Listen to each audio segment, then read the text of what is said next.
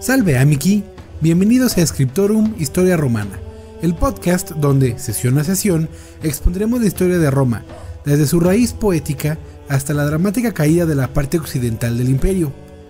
Durante este trayecto hablaremos de eventos importantes, su interpretación e impactos para entender su rol en la antigüedad e incluso en nuestras vidas diarias. Citaremos fuentes de diversos tipos y orígenes, leeremos autores con ideas nuevas y otros no tanto. De cuando en cuando expondré mis ideas y triste, pero inevitablemente haremos uso de malos chistes. Naveguemos juntos en esta aventura llamada Historia Romana.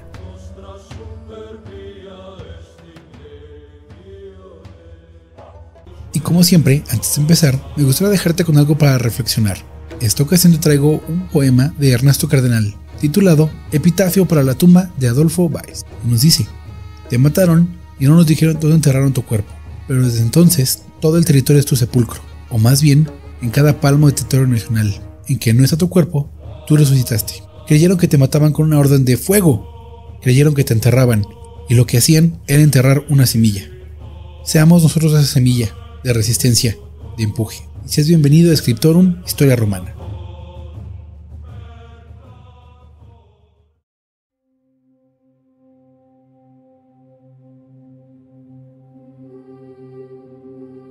La sesión pasada relatamos el ambiente y acciones en las que fue creada la ley de las 12 tablas, la cual fue todo menos agradable y pacífica. Pero, bueno, ¿qué podemos esperar de la antigüedad?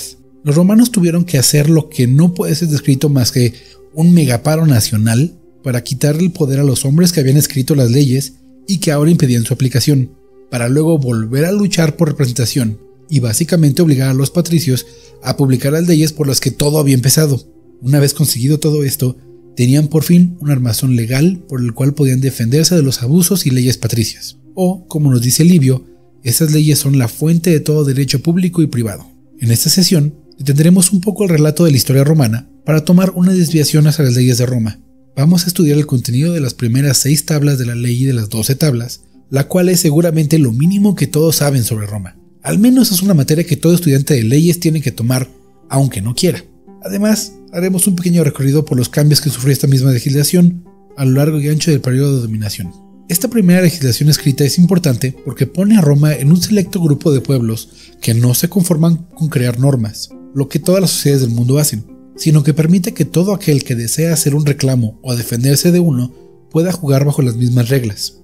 Parece una nimiedad, pero un código escrito de leyes permite la defensa del individuo ante entes con mayor poder adquisitivo y asegura que se consigue el resultado esperado por la aprobación de la voz común. Es decir, cuando una ley funciona como debe de ser, todos serán juzgados bajo lo que la mayoría considera como correcto o justo. Eso no quiere decir que lo sea, solo es lo que la mayoría acepta. Suena raro, pero incluso hoy es lo mejor que tenemos. Antes de comenzar, tenemos que decir lo obvio. No tenemos una copia exacta de estas leyes. Tito Livio nos habla de que se destruyeron durante la toma de la ciudad por los galos de Breno, cerca del año 387 antes de la era común, por lo que es en pedazos compilados por varios autores que podemos casi reconstruir las leyes, si bien no siempre en contenido completo, al menos en espíritu. En segundo lugar, no podemos pensar en las 12 tablas como una constitución, sino más bien como un conjunto de normas que establecen la forma en la que dos particulares van a hacer una reclamación y una defensa entre sí. Como nos dice Claudia Salcedo en la Misión Jurídica, revista de Derecho y Ciencias Sociales, y hago aquí una cita: el texto fue predispuesto, esencialmente, con el fin de poner a los romanos, pero sobre todo a los plebeyos, frente a precisas y no contestables posibilidades de afirmar sus derechos y defenderlos en juicio, a tal punto que las disposiciones más abundantes se refieren a las relaciones jurídicas entre los particulares y al proceso privado, y a las acciones procesales privadas. Fin de la cita. ¿Qué quiere decir con esto? Que los romanos están poniendo una ley para poder combatir entre sí, no necesariamente empujando el pasado. Otro punto relacionado a esto es que las leyes en Roma están íntimamente ligadas a la tradición. Es decir, cuando luchan por escribir leyes, no quieren destruir lo anterior, solamente dar la posibilidad de que sea de acceso público. Pero los romanos son, desde sus inicios, respetuosos con la tradición y con el pasado. De nuevo leemos a Claudia Salcedo, quien nos dice: con la legislación decemviral, la plebe pide y obtiene que el derecho constitucionario, llamado ius quiritum, hasta ahora en forma misteriosa y celosamente custodiado por los colegios sacerdotales y manipulados por la clase patricia, enseñado oralmente de generación en generación por vía varonil al primogénito, se pusiera, en sus elementos fundamentales a la portada de todos, como un derecho escrito, público y positivo.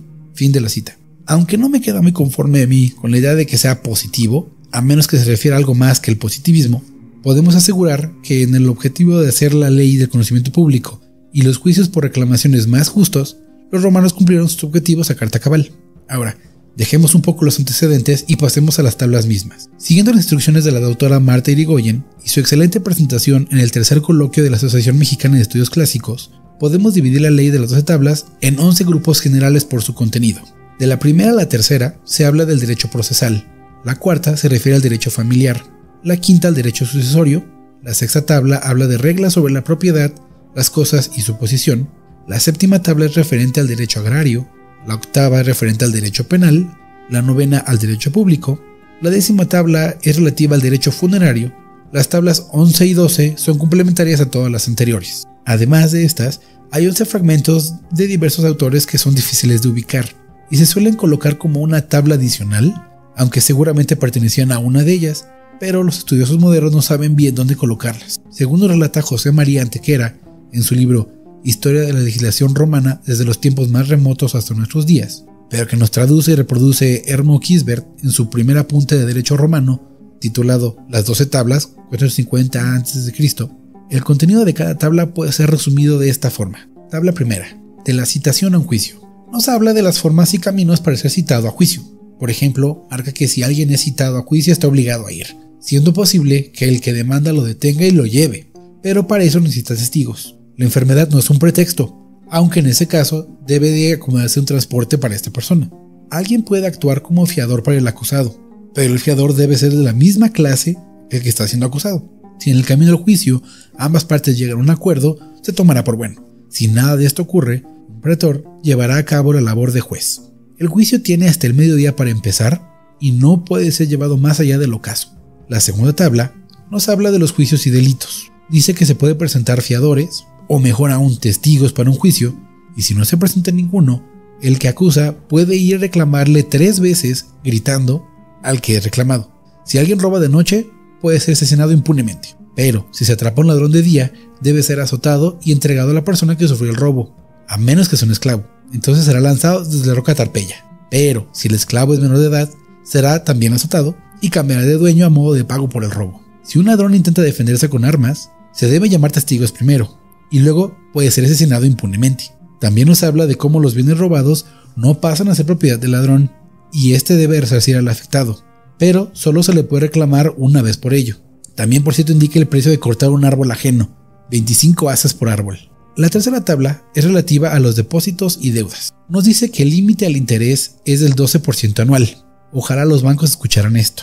Una vez llevado a juicio y demostrada la deuda, el deudor tiene 30 días para pagar, pero si el acreedor tomó algo a prenda, debe cuidarlas entonces. Por otro lado, si el deudor no paga en esos 30 días, será encadenado con cadenas y grilletes ligeros y obligado a pagar en 60 días o al plazo que convengan ambas partes, pero ya no en libertad, sino en calidad de preso del acreedor. En caso de que existan más de un acreedor, el deudor no pueda pagar en 27 días, podrá matarlo y dividir su cuerpo en partes iguales. Así es, la esclavitud de otros romanos era legal, por si te lo preguntabas, pero tampoco era necesariamente una cosa eterna. En el caso de la cuarta tabla, esta es de los derechos de patria potestad, y nos dice que un padre puede matar a un hijo deforme. El padre tiene derecho de vida y muerte, libertad o esclavitud sobre los hijos, pero si un hijo es vendido 3 veces, entonces quedará libre. En el caso de la muerte del padre, si el hijo nace hasta 10 meses después de la muerte de este, se le considera hijo legítimo.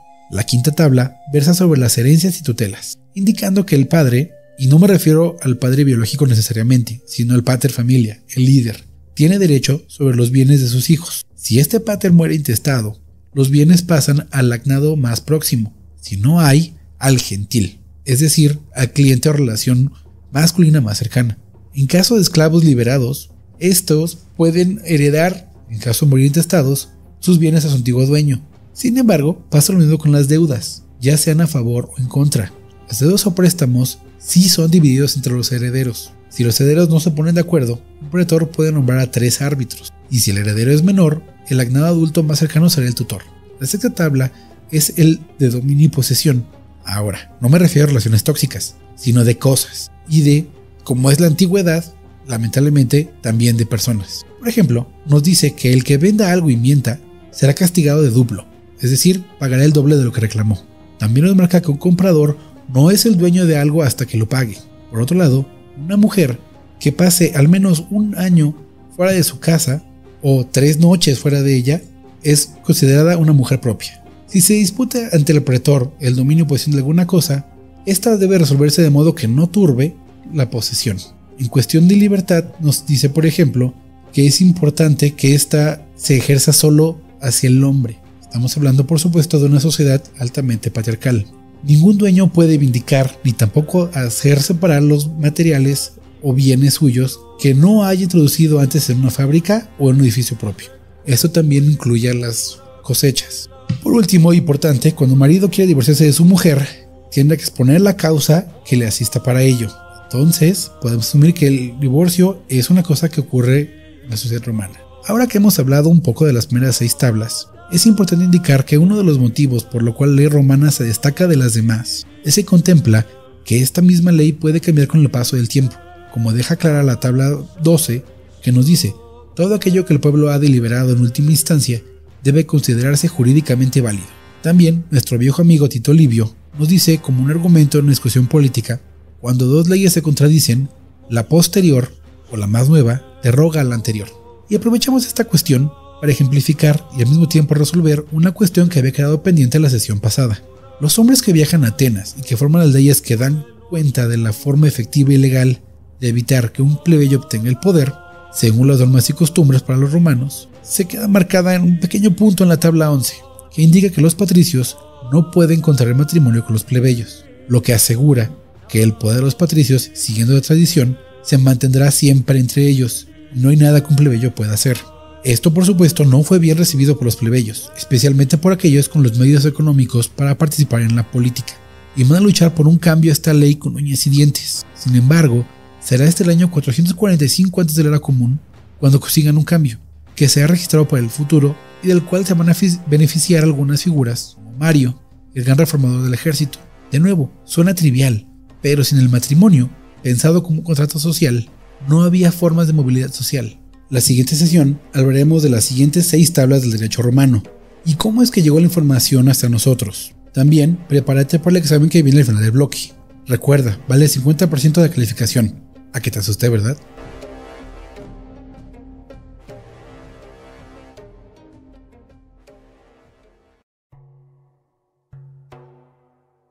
Gracias por acompañarme a otra sesión de Scriptorum Historia Romana. Sigue las actualizaciones de este podcast en redes sociales como Scriptorum Historia Romana en Facebook y Twitter. Apóyame en www.patreon.com/historia romana, donde te puedes suscribir a uno de los siguientes 4 niveles. Cuestor. A este nivel recibes una mención especial en el podcast e inicias tu camino en el cursus honorum. Edil.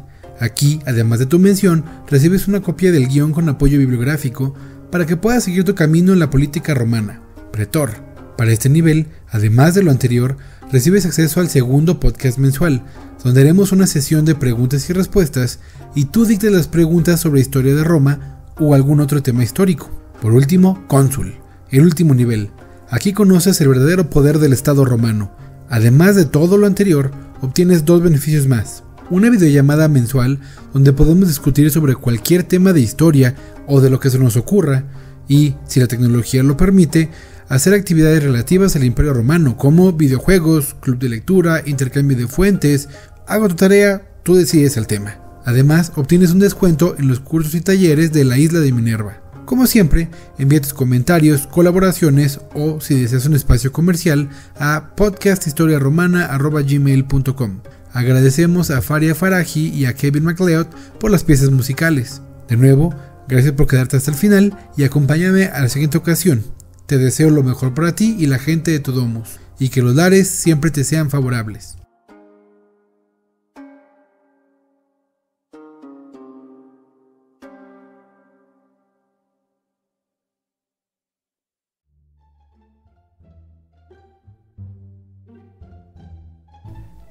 El segundo programa.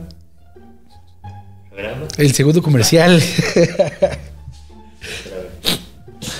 ¿Y cuál programa? Hasta yo que dije.